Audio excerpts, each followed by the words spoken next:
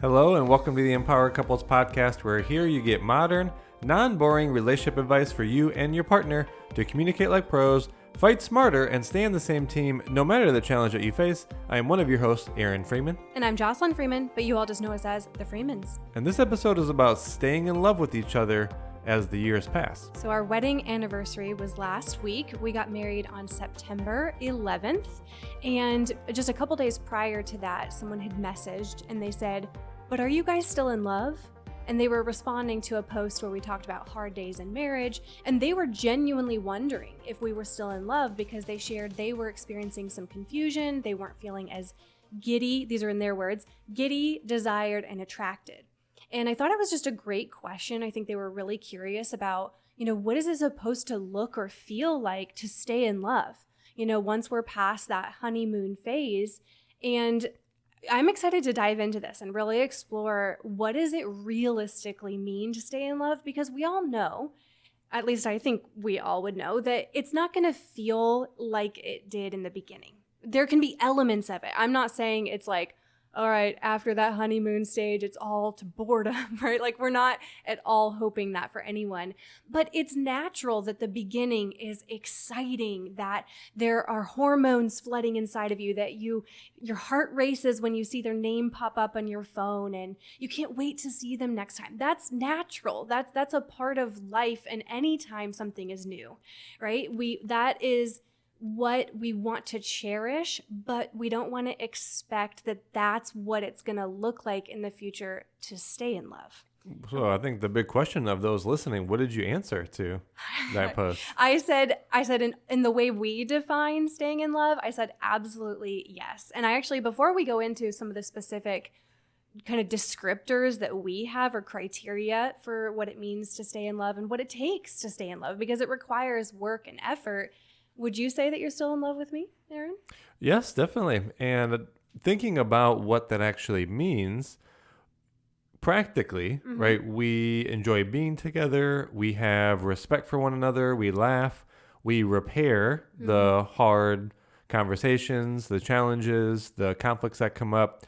We have complete trust. We're attracted to each other and make deposits for intimacy.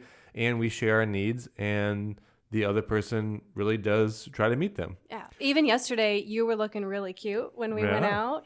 And my little lemur shirt on. Yeah, but like you just look cute in your shorts and your white shoes. And I kept complimenting you, right? I was flirting with you. We put intentional effort into that. And I think one thing that I really appreciate about us is that we play together. Like we're silly. I can be really kind of silly sometimes. And we pretend fight, I'll be all feisty and kind of pretend fight. So yeah, we still enjoy time together. We still have hard days. You guys hear us talk about that. Now, before we get into these specific points about staying in love, which I know are going to really hit home, we actually want to do a giveaway, and not for just one person, not just two, not just three, but for every single one of you that from listening sends us a review, right? So if you are doing a podcast review and you want to write a sentence or two on the platform that you're listening on, and then you send us a picture of it, or it could be a review of one of our guides. In fact, that's really helpful because we know thousands of you have gotten our Making Up and Moving Forward guide, our De-escalating Conflicts guide, and our Family Meeting guide.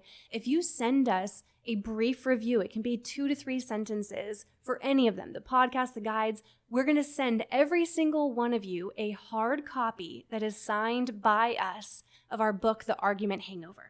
And if you already have a copy, then you can give that one to a friend and keep the signed version from us. Now, because it's a little bit different shipping internationally, we're able to do the hard copies that are signed to everyone in the United States. And then for anyone international, we will send you the ebook as well as an extra bonus gift, since that's going to be electronic. So for every single one of you, this isn't just a drawing.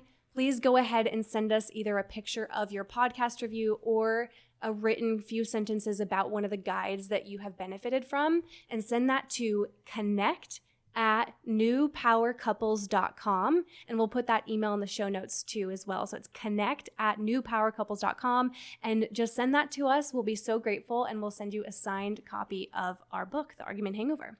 So Aaron, with that, do you want to introduce the first point about staying in love? Well, the one thing I want to mention before that is if you go back and listen to the episode we did on the 5 vital elements of love, really want to connect that piece here. I'm not going to go into all of them, but when you see love as not just the exciting feeling that you had in the beginning, because that's more linked to the passion and desire side of love, that love is also the feeling and the way of being, of just being committed. You also have an aspect of love that's trust and security, friendship, shared experience. So there are these other parts of love, and I think that's just a foundation for this podcast. It's like, how do you keep that love going? Well, I think one, you have to recognize that love isn't just this one thing. It's not just all of the chemicals of the passion and desire, that it is various things. That doesn't mean you can't keep the passion and desire going for sure, but just note that really focusing on these other parts of love as well, which leads us into the first point of staying in love comes from the subtle choices you make every day that then has your partner feel seen, feel appreciated, adored, respected, and certainly I would say as time goes on, accepted. Accepted as you change as an individual person, you grow, but also accepted in the, I don't want to say traumas, but the trigger responses to conflicts as they come out, right? That's going to be one of the bigger things that is different from later in your relationship than early on. You don't have all of the triggers. You don't see all the triggered patterns of your partner. You don't get into so many conflicts, and you don't see how they respond to the conflict cycle, let's say. And that's what gets revealed later on. So getting accepted for your kind of base emotional triggers, wherever they come from, your wounds, and kind of, accepting me more for the person that I am as time goes on. Absolutely. I just want to underline what you said there about how it's subtle choices. We did a post about this on Instagram too, and it really hit home because it isn't the big grand things. Of course, those are fun, exciting. Oh, I planned a trip for us, if you can do things like that. But really the subtle choices, like you're going to walk by them anyway in the house, maybe 10 plus times a day. Instead of just walking by, do you graze their back?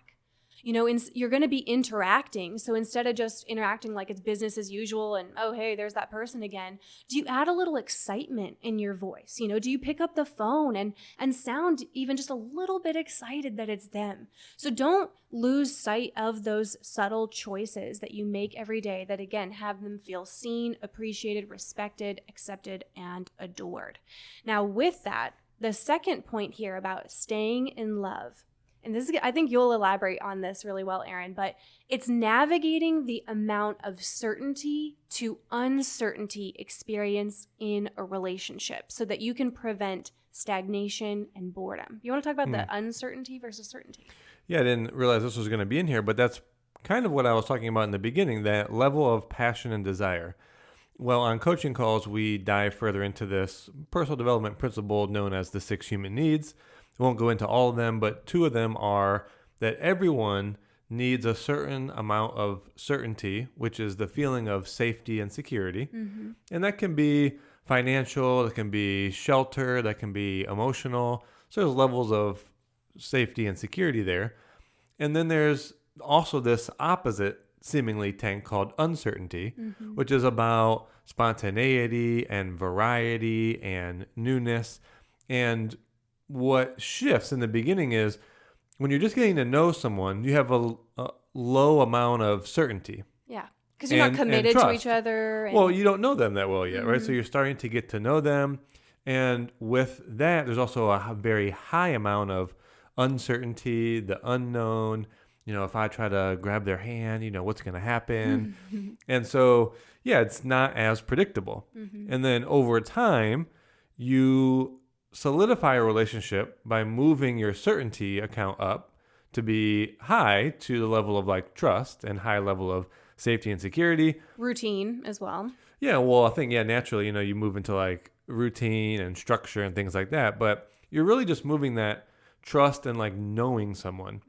But then the thing you forget to do, or we all forget to do, is in that routine, in that trust, in that security, we also have to maintain a certain level with a lot of effort, intentional effort, for the variety and the spontaneity, the newness, the freshness, you might say the passion, the desire, because you have to keep that alive also. So if you're feeling that things are a little stagnant, it's not going to magically become exciting. Again, goes back to even the subtle choices. How are you going to add a little flair in there, right? Do you wear something a little different for bed one night? Or do you just plan, just a quick surprise activity to do?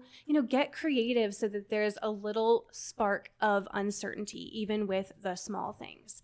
Point number 3 in staying in love is that it requires caring about each other's level of satisfaction in the relationship. And I think this is important because just staying together and all right, well, we're not going to get divorced doesn't mean you're focusing on them being satisfied. You want to be thinking, is my energy when I wake up in the day, in the big morning, or, my attitude, the way I interact with them, are they satisfied? I'm not asking you to be someone different, or you don't have to be extra, right? But are you focusing on them being satisfied in your intimacy, in your connection, in your level of conversation, financial satisfaction? I mean, there's all these different areas of a relationship, and we have to inquire. We have to check in and ask, because again, just being there, having them live in the same home doesn't mean you're actually putting effort towards an alive relationship where there's satisfaction. So that requires checking in with each other about areas of satisfaction, not getting offended if they're a little bit lower, right? You can only improve it if you hear where they're at. Being receptive to each other's needs and desires. I cannot underline enough how important it is that if your partner expresses that they aren't as satisfied in an area, listen, and don't just have them have to repeat themselves for 6 months or a year or years telling you, no, be receptive early on. And this would be a whole other episode, but you might say, well, I don't have time to focus on your, satisfaction with how much fun we're having. I'm too stressed. I'm too overwhelmed. We've got 2 kids and I'm working full time and I have to take care of the home. Okay, we understand. Adulting is very real. We are also in that. And can you just get creative somehow? To say, all right, I hear you. You want to create time for more fun. Let's see how we can do that and to make sure that you both are satisfied. So you got to be expressing and be receptive to each other to be satisfied within the partnership.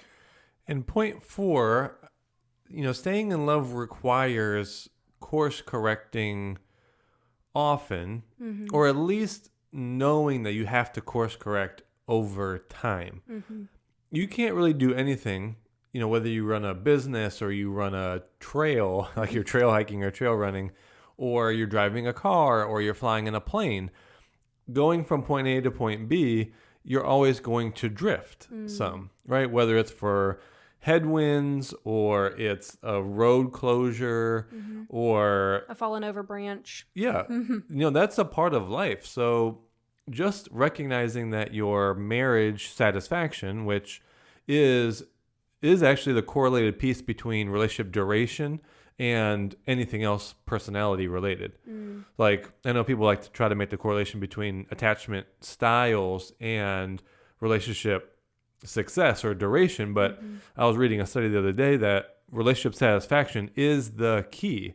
And how you measure relationship satisfaction and what correlates to it is what can help predict, longevity. Exactly. So it's just knowing that it's not a straight line of progress and happiness, maybe. So you're going to have to course correct. And sometimes that means realizing that you've been distracted and you've been putting more attention and effort towards other things rather than directly to your partner.